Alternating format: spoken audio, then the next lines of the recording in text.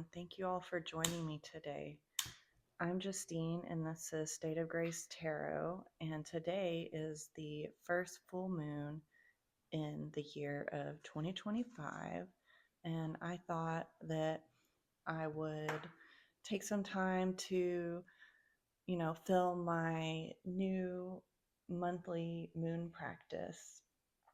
Now, I did a video kind of explaining how I came up with this practice and what all it entails. And so you can refer back to that video, but basically, I've placed some tarot cards and some oracle cards into little envelopes for each of the full moons and the new moons throughout the year. And my intention is to pull these out and do some work with the tarot cards throughout the year. And maybe I'm thinking I'll film them all. They're obviously personal readings for myself, but I thought, why not? At least, to get the practice out there and see if anybody else, finds value in it, and just share things as they come. Let me blow out this incense cone real quick. All right.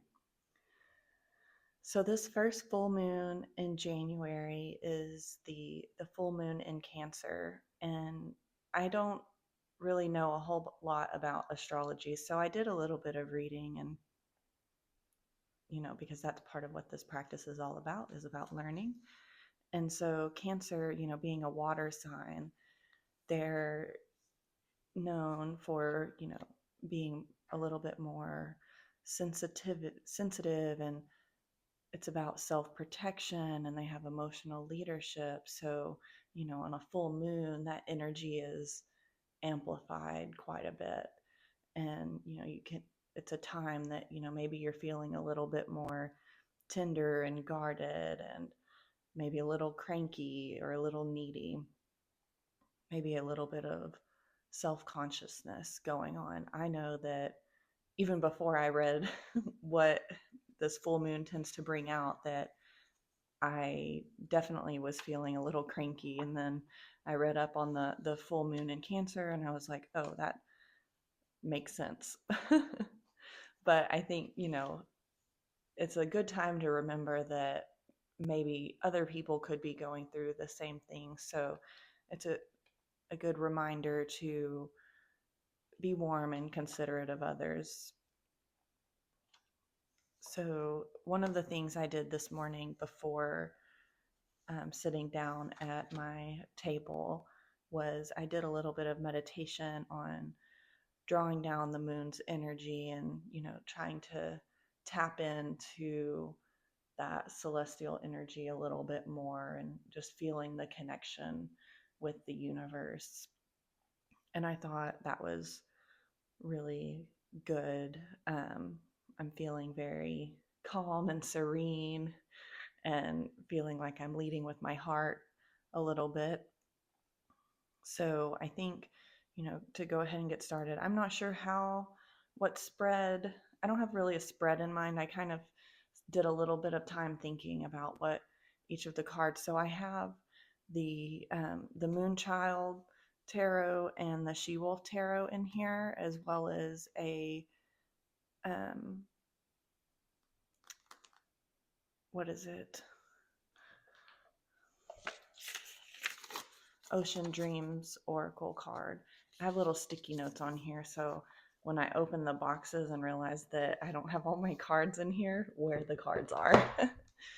So I have those cards in here, as well as some random Rumi poems. So let's open it up and see what message we have for this full moon in January.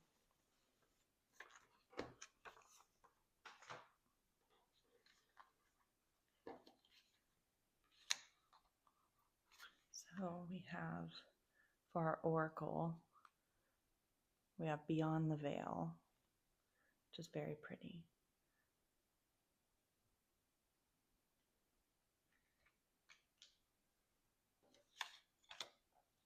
We have the Four of Swords, the Queen of Cups, and the Divine Feminine. Then we have the Knight of Cups, the Six of Wands, and the Chariot.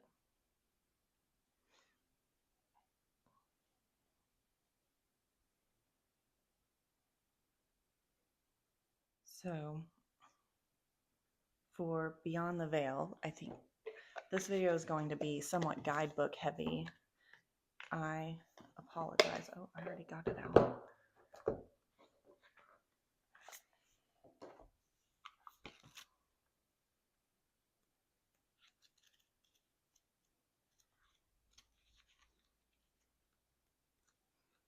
Luckily, I think she has her guidebooks in alphabetical order. So, Beyond the Veil, Unlocking Ancient Wisdom, Lemuria, Remembering and Returning. I am reawakening to a new way of being.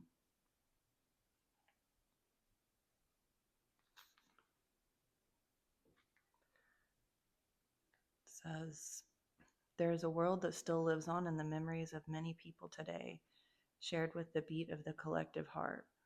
Perhaps you have heard its call or sensed its wisdom rising. Lemuria, also known as Mu, is said to be an ancient paradise that existed millions of years ago that was home to a group of highly advanced beings. Widely believed to have been located in the Pacific Ocean, Lemuria shares interesting correlations with cultures surrounding this area. They lived in harmony with the earth, thriving deep spiritual practice, all life communicated through a sentient language of love and creation. So one of their questions to meditate on is, what Lemurian wisdom teachings now rise within me?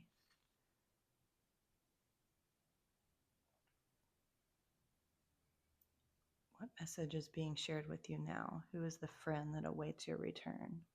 I think this is, really beautiful, and that I feel like I'm, returning to a practice of working with the moon and its phases. And so this is kind of a nice welcome home.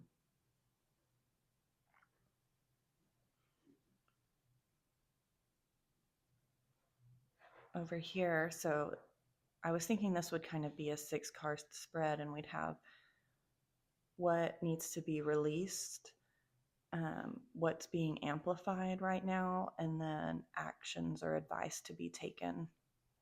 So over here in the what needs to be released, I have the Knight of Cups and the Four of Swords.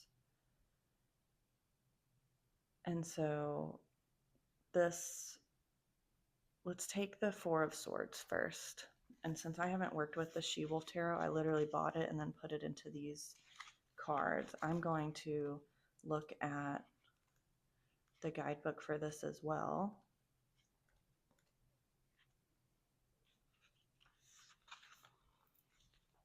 And this is Jupiter in Libra. The keys are reflection, understanding, exhaustion, agreement, timeout.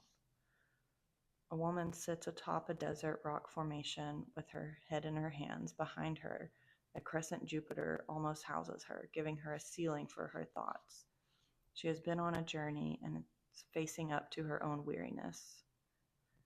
We cannot expect ourselves to be a processing machine. Life never stops, it's true, but that doesn't mean we don't have to. Sleep is one way, but active rest and self-care are necessary too. If we don't engage in this, our minds, again, air element, can become scattered and anxious. When we receive this card, we are being asked to reflect upon the last little while and gain some perspective. Journaling, therapy, art. There are tons of ways of productively channeling and pack up our experiences to arrangements that make sense to us. So this paired with the Knight of Cups I think is, you know, the Knight of Cups is somebody who's very enthusiastic and um, emotional and really tapped in, but maybe a little bit to the extreme. So maybe this is, you know, a reminder to take a moment and meditate and don't necessarily just react. I know lately that, well, in the last day or so, I have, been cranky and needed to take a moment to step away and really work with myself and, say, why did I react this way? And so I think this is also, I've been a little bit, let's say, um,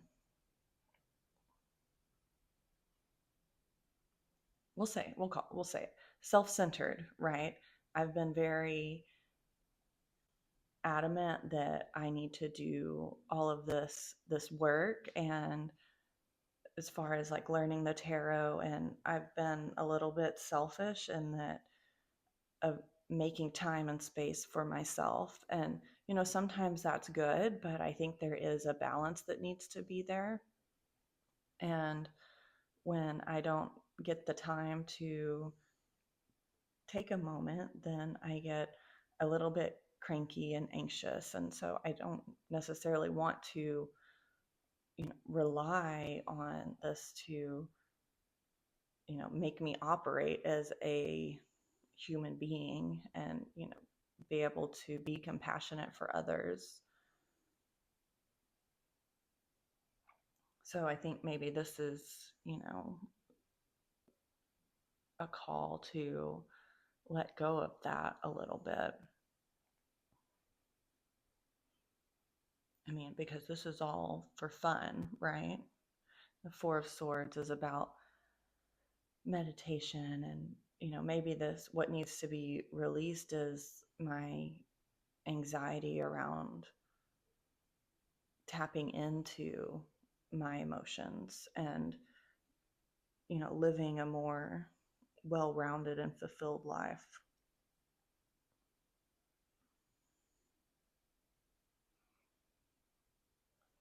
So in the center here, we have what's being amplified, which is the Six of Wands and the Queen of Cups. And I guess I should probably, well, maybe you can't really see it because of the glare that I so greatly have on here, but maybe move her up so you can't see her. Oh, goodness. Okay. So for the Queen of Cups, for me, queens are someone who are very in control of their emotions, and the She-Wolf Tarot is really about tapping into the divine feminine, and that's kind of what I wanted to do during this moon journey, is really, connect with myself a little bit more. And right now, the Queen of Cups is something that's being amplified, is, the emotions and wanting to build my relationships. And I think this is, a message of, yes, let's do that. And we have the Six of Wands that's about, fire and passion.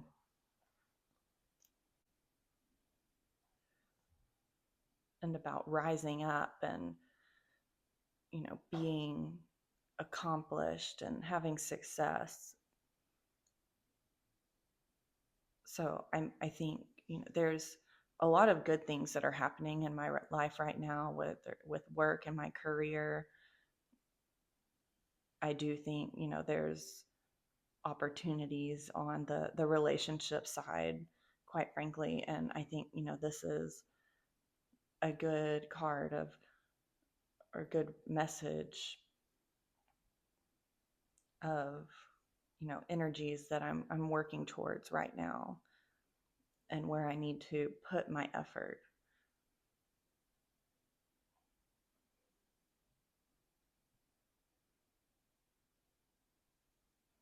It's interesting because the way this reads, it's almost like this Queen of Cups is holding up the the platform that is the Six of Wands. And so maybe one of the ways that I am finding success is through, being one with my emotions and really tapping into my intuition and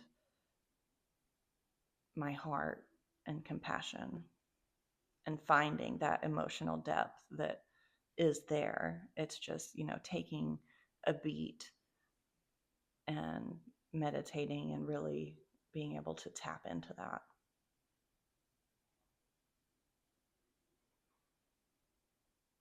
And over here on the right, advice or actions to be taken, we have the Chariot and we have the Divine Feminine.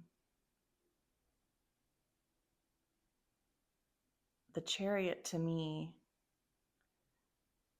means, forward movement no matter the choices, right? You're going to keep moving forward. Maybe there is no wrong choice, or it's, saying stay on this path. It's a very beautiful path in this card. And then we have the Divine Feminine down here, which is an extra card. Well, no, I think that's the Empress.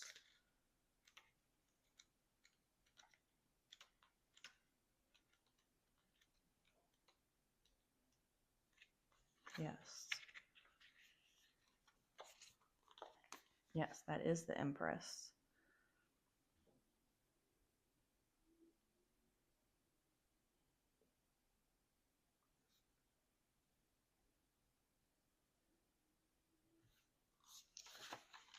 Let me find the guidebook goes through, some of the art and, what goddess this is, but let's see. The Empress is the bearer of the world. She is all creation eternally as it marches forward from the beginning of time. The Divine Feminine is something we may all tap into as it is within all of us. If we receive this card, we are being asked to find our eternal feminine power and embody it. We still live in a patriarchal society where the feminine is repressed and shunned.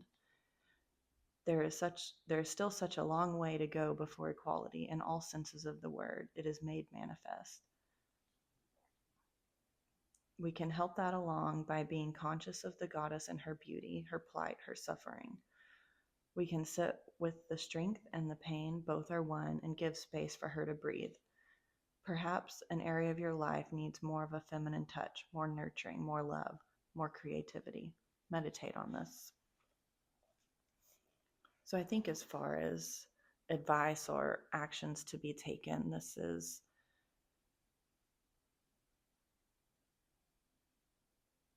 more of an alignment of where I'm already headed.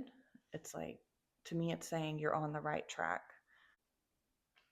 This whole process of working with the moon and trying to, tap into my more feminine side and working with energies is the way that one of the reasons why I wanted to do this whole process. Now, I know I'm not necessarily getting into specifics about my life, but this is kind of how I do a general reading for myself. Let's look at my Rumi card. I don't even remember what these were. Oh, this one's nice. Love murmurs in my ear that to be hunted is infinitely more enviable than to be the hunter.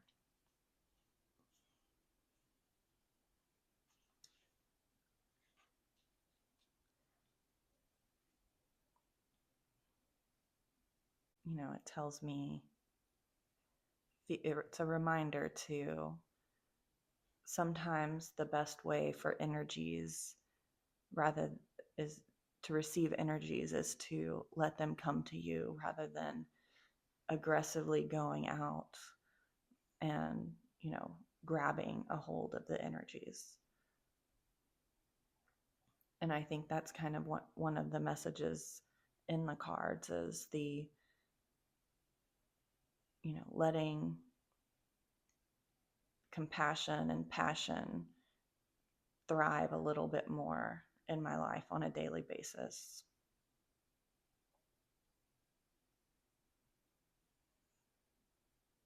So, thank you all so much for joining me today. I think this is the message that the cards had for me today. I appreciate you all joining me on your journeys. Let me know what you're doing for your moon work, or if you are doing anything with the moons or your monthly meditations. I'd really appreciate your feedback.